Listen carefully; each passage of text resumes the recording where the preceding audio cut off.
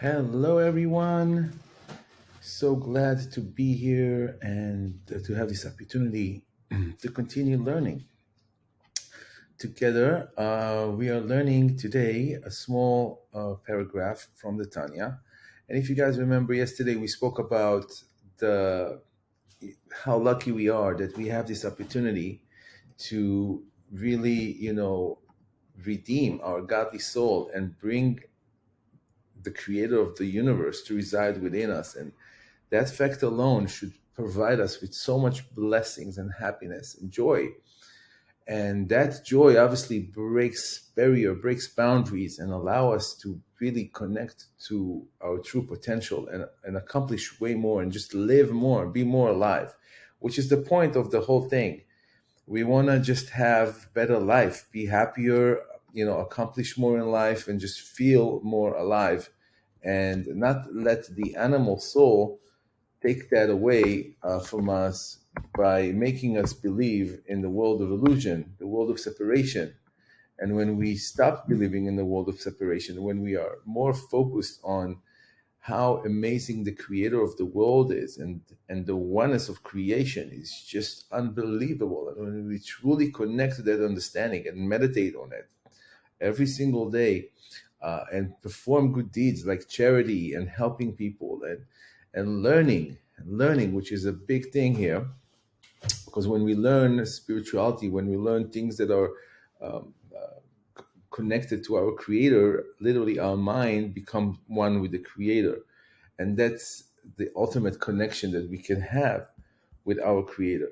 So we want to continue here and see exactly what else we can understand here uh, that could really provide us with the value that we're trying to get over here from this learning. So the Alter Rebbe is continuing here, and he's saying something like this. He says that when we really think about how amazing and how lucky we are, and how much learning is connecting us, we are going, when we are really doing it, it says that the creator literally expands our life, expands our reality. And what does that mean, expands our reality? It means that all of a sudden we are going to find more time to work on ourselves. We're going to find more time to learn, to learn more things, and decide to invest more time, in just growing, and connecting to the true potential of what we're here to do, to our true mission, and live a really uh, amazing life that the Alter Rebbe is like literally giving us the, the map, showing us how to get this done.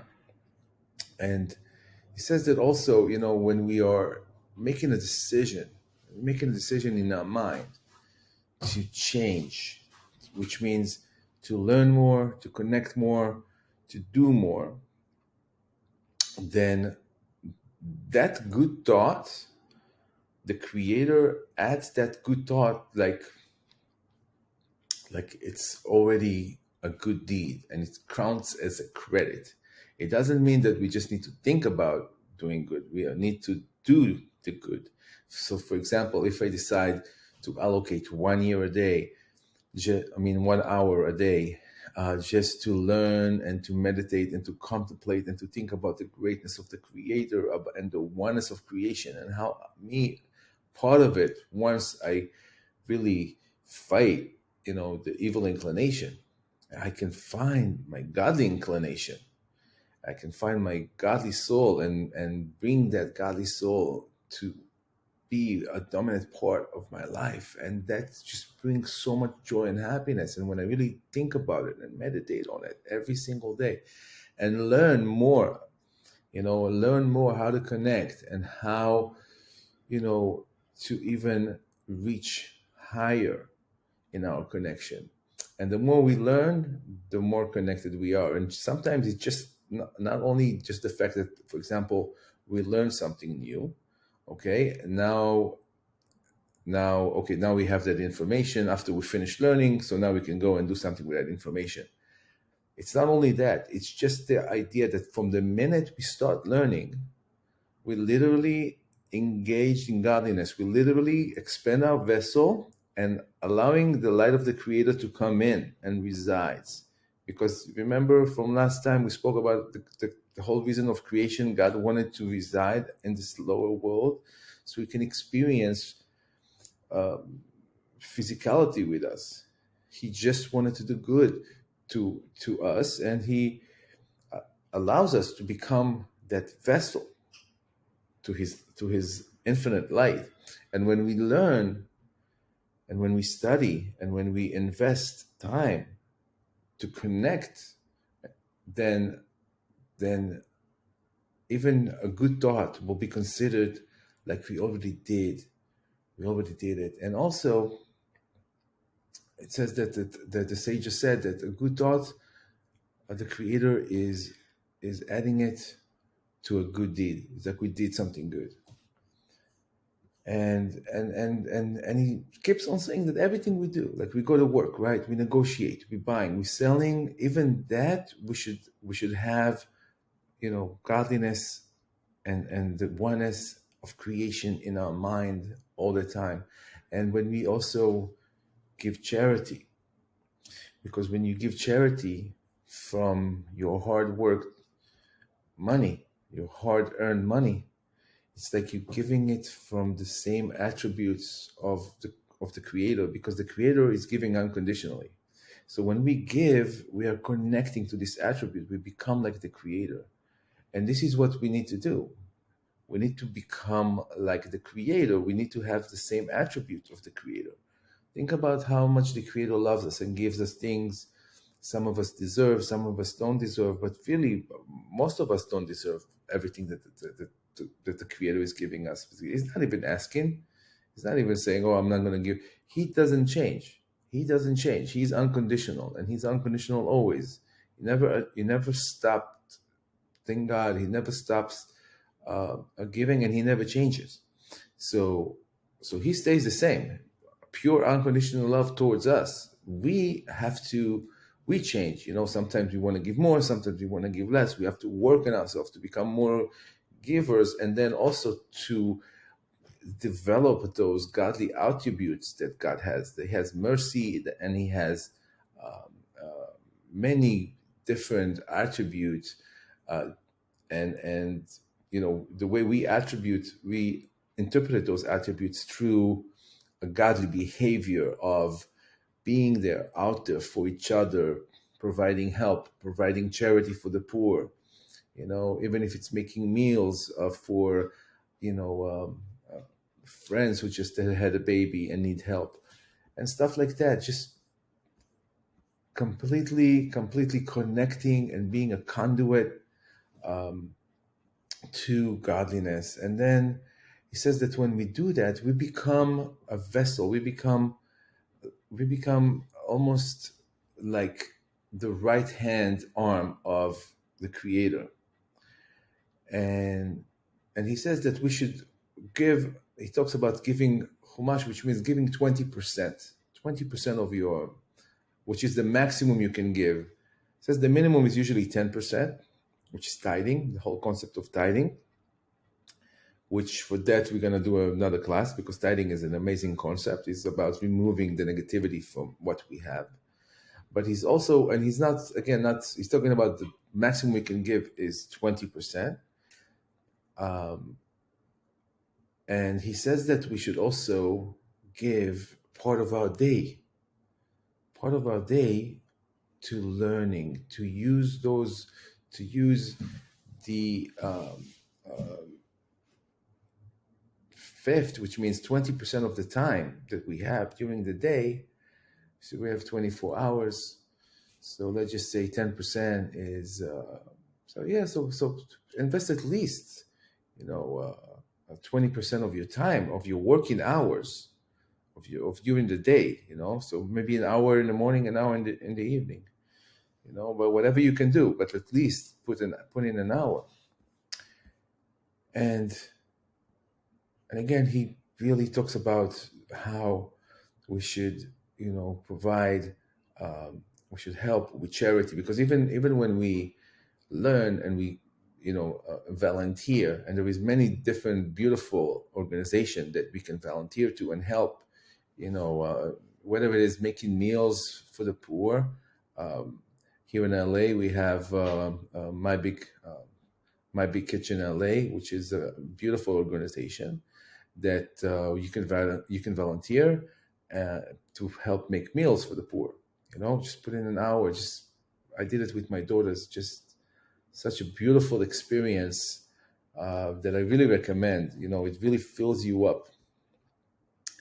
And he continues here to really be the right man, the right hand man, the right hand of the creator. So when you do that, you literally, this is what happiness and vibrancy is all about. Because when you're truly connected, you look vibrant. There is something about the energy of a human being that is connected to godliness, to is connected to his purpose and mission, that you can see that he's vibrating. His aura is just so shining, and he's full of life and happiness and joy by just helping others, uh,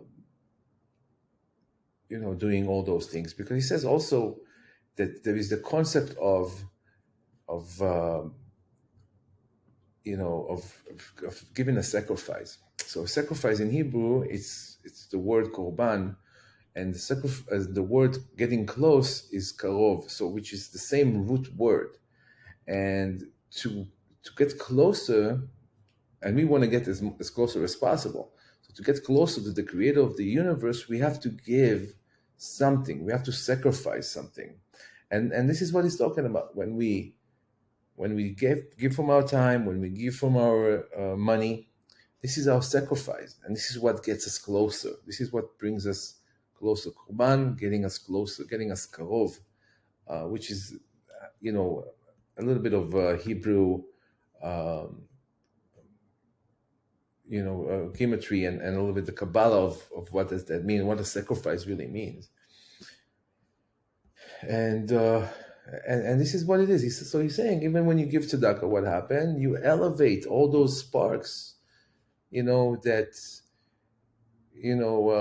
that everything that you did, from eating and drinking and all, and enjoying life, and then all those times that you were devoted to, earn money and working, and every time you pray, every time you meditate, every time you uh, focus on the greatness of the oneness of creation, uh, you are doing it. You are literally doing it. And he says that here, that when we reach a point of bitterness and a broken heart, by looking, by analyzing our spiritual state, where are we spiritually, we we have to really try hard to reach true happiness. And what is this happiness all about? This happiness is about our godly soul, who is gaining freed from the bondage of the animal soul and the body, and now it's able to make us more alive, more vibrant, happier human beings. And we could be there, out there, being a conduit, being a vessel for the creator of the universe, which is unbelievable. A lot of people, are doing it as, some people are doing it as default, as a result of reincarnations and stuff like that. They're just born, built into doing godly things and good things and provide good to the world. Some people needs more, conscious work and more working on themselves to reach that point of like a broken heart, and the contemplation and focusing about our spiritual state. And again, just that idea just brings so much happiness, that we can like free our godly soul from the the bondage, from the body and the animal soul, and to elevate everything into a godly place. And that happiness that God is coming and is residing and is becoming one with us. And this is such a great happiness, because this happiness, we literally broke the shell, we broke the barrier, the blockage that was preventing the light of the Creator come into us. And now the happiness is unbelievable, because look, we broke it, now we have it, and how great that is. So again, we have to understand that this whole concept of the bitterness and a broken heart, this is all tools for us to eventually break the grasp that the animal soul had on us. It's terrible. And it's really tools. It's really tools to reach happiness, but to really see the world and see reality as it is. There is no way that people will just ignore the idea that there is a creator to the universe. You can't ignore that. How can you ignore such a thing? The creator is not really something that it's outside of us. It's inside of us. And this is our work that we need to reveal. And I think that most of the problem with religion and with people going against religion, with atheists, and with people that really don't understand the concept of the creator, is that they think it's something outside of themselves, separated from them. And when you think that there is a creator separated from you, you don't feel connected. But if you understand that the creator is, and it's part of who you are, then you can really, really start to feel it and live life more, more joyfully and happily. Also not to let the animal soul is a force of nature. Everybody's dealing with it. Everybody. I don't care who you are. I don't care what religion you're from. Everybody is dealing with this evil inclination that is pulling them down. It's a force of nature that was created for everybody to fight in order to reach a point that you're really redeeming your godly part, and you're able to enter the flawless universe, enter a world of blessings and joy and happiness. And that's why we have it to begin with, so we can overcome it. And this is also the purpose of creation. And it's really true happiness. It's really true happiness. And also he says that even during the happiness, you should be humble. You should not be, oh yeah, I'm so happy I won the war against my animal. So that there is no ego here. There is no ego here. You have to, even while you're happy, still be humble and have that broken heart, because that broken heart is breaking the shell, is breaking the separation. And even at the time that we are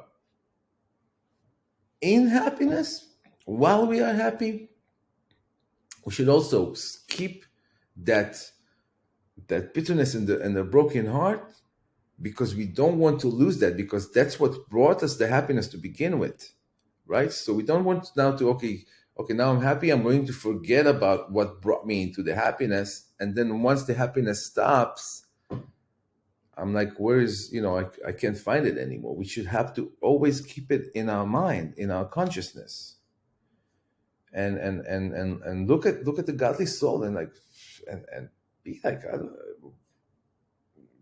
enough is enough with the animal soul. Enough is enough with the ego.